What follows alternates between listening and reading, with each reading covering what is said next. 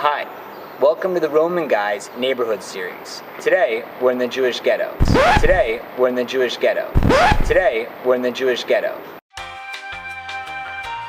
Okay, so let's clear the air. The word ghetto has two possible origins. It could have derived from the word borghetto, which means small borough. This makes sense considering the Rome and Venice ghettos occupied small neighborhoods. 2, it comes from the Italian word ghetto, which means foundry or factory in English. Although spelled slightly different, the pronunciation is almost identical. This is the most probable explanation since the first Jewish ghetto began on the site of a foundry in Venice in the year 1516. For close to 500 years, the Jewish ghettos of Rome and Venice resembled prisons. They were constantly flooded and the conditions were unlivable. Inhumane would be an understatement. Today, it is a much different story. After all the tragedy, the people rebuilt. It is now one of the most desirable areas of Rome. I would 100% live in this ghetto. What we do here is go back.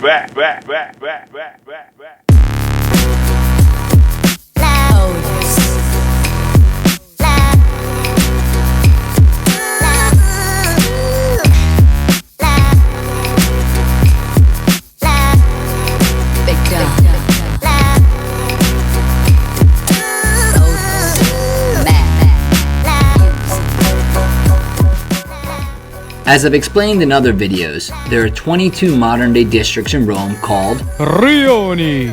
The Jewish ghetto is not an official rione, but a commonly referred to neighborhood. This is unlike Monti or Trastevere, which are both modern-day neighborhoods and official rioni. The boundaries of the Jewish ghetto are arguable at best, but most would agree that the Jewish ghetto extends from Piazza Largo Argentina to the west side of Piazza Venezia, even all the way down to the Temple of Hercules. It'd be safe to say that part of the Tiber Island could also be considered the Jewish ghetto, although staunch Romans might say the island is an entity in itself. To pull it up on a bigger map, you'll see the Vatican City in the top left, then the Spanish Steps there in the top center. On the bottom right, you'll see the archaeological site known as the Ancient City, the Colosseum in the Roman Forum, and then smack dab in the middle, you have the Jewish ghetto. It's about a 15 to 20 minute walk from the places I've listed here. I urge you to walk as it will unlock Rome's beauty.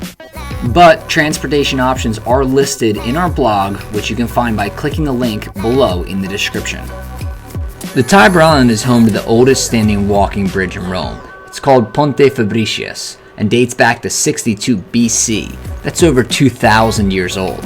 Undoubtedly, there have been multiple repairs and updates to this bridge, but you can still read the original inscriptions. Lucius Fabricius, son of Gaius, superintendent of the roads, took care and likewise approved that to be built. The Tiber Island is home to two main attractions: the Church of St. Bartholomew of the Island and the Hospital of Fate Bene Fratelli. A hospital may sound like a strange place to call an attraction, but the Tiber Island Hospital has been a place of healing for over 500 years. It is also local bragging rights to be born here. Many Romans say you are not truly Roman if you are not born on Tiber Island. If you decide to take a stroll over to Trastevere after visiting the Jewish ghetto, be sure to watch our Trastevere Neighborhoods video. You can find the link to it in the description below. If you head to the Jewish ghetto, you must stop by Via Portico d'Ottavia. You can sit here and enjoy a coffee to people watch, or have a great kosher meal. The authentic mix of ancient and new makes this area very special. And when I say new, I mean 500 years old. The road is named after the ancient structure at the end of it. Portico d'Ottavia. Historians say this was once the largest market for fish in ancient Rome.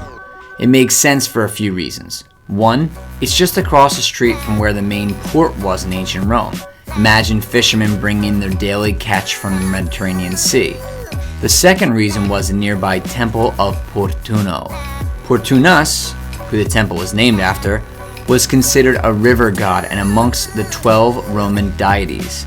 That means he was kind of a big deal. The Romans could stop and worship him before and after fishing trips to ensure safety. The Jewish Ghetto is also home to the famous Teatro Marcello. If you pass by this on your first visit to Rome, you might confuse it with the Colosseum. It's much smaller, holding between 11 and 20,000 spectators. It was also host to a much more refined array of spectacles, mostly theater and dramatics. Today, the theater is owned by the Orsini family of Rome. This family is one of the oldest bloodlines in Rome. They are still present today and rumored to have origins as far back as the Julian-Claudian family of Rome. Yep, Julius Caesar. An obvious attraction in the Jewish Ghetto, which we have not yet mentioned, is the Great Synagogue. It was built just after the unification of Italy in the 1870s. A beautiful building, known for its square dome, differentiating it from all the other churches of Rome. For hours of operations and instructions for entering, visit our blog. You can find the link in the description below. The Jewish Ghetto is also known for their food. Most famous of all are the Jewish-style artichokes, which are served fried. They are served throughout the city, but Nonna Betta is one of the most famous places for this irresistible dish. The dish is called carciofi alla Giudia, which means Jewish-style artichokes. To order it, you'd say, "Posso avere un carciofo alla Giudia." Repeat it with me now. Posso avere un carciofo alla Giudia. Bravi! A must-visit place for a drink and a snack is Da Beppe.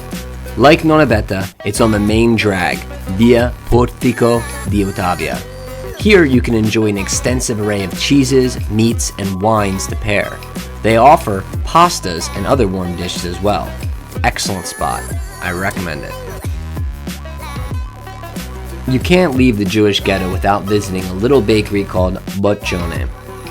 It's known for making a cake particular to the area called pizza, a delicious treat that you have to try for yourself.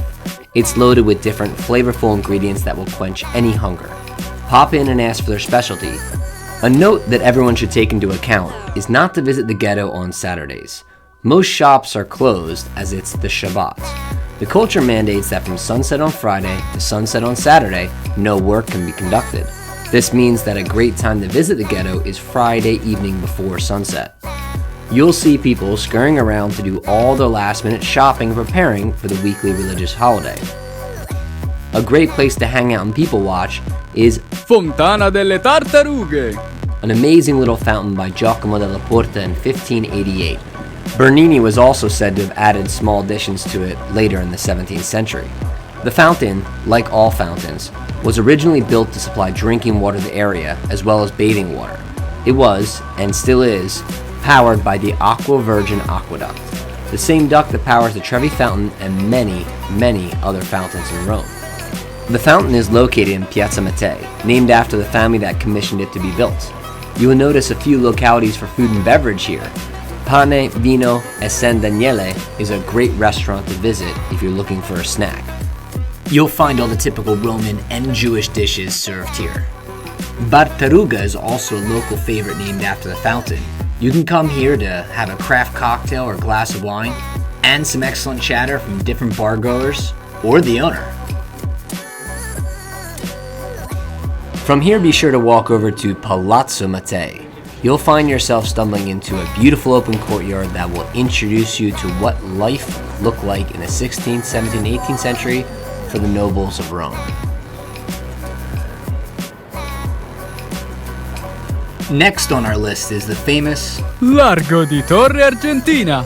This is where you'll find the four oldest temples of Rome. On top of that, you'll see Rome's famous cat sanctuary.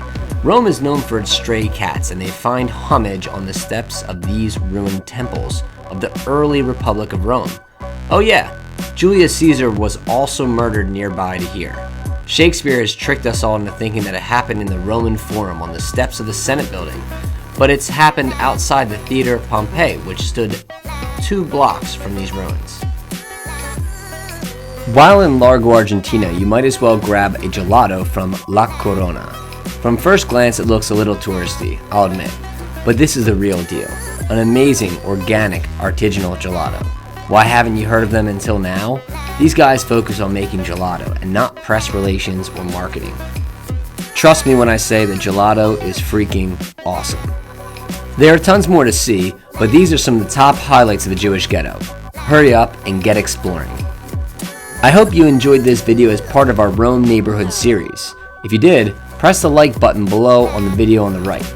Don't forget to check out our other videos like Trastevere, Monti, and Campo dei Fiori. If you thought it was helpful, please share the video so others can enjoy it too. If you have any questions or comments, leave them below, and you know what? We'll actually answer them. We are real people here at The Roman Guy. Thanks so much.